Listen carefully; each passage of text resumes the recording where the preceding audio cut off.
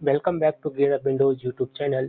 In this video, we will guide you on how to enable or disable mono audio on Windows 11. By default, Windows 11 uses a stereo sound.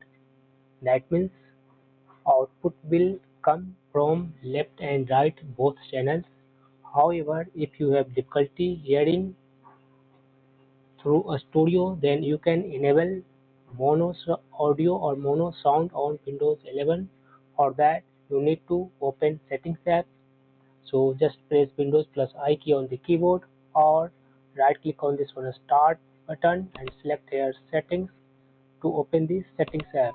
Once the Settings app opens, click on this one System option, then click on Sound option, then you will find this one option Mono Audio that lets you combine left and right audio channels into one.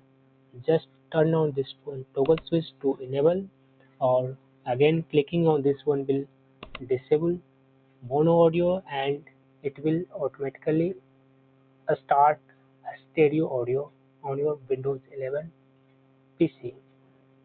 That's all about this video. Thank you for watching this video.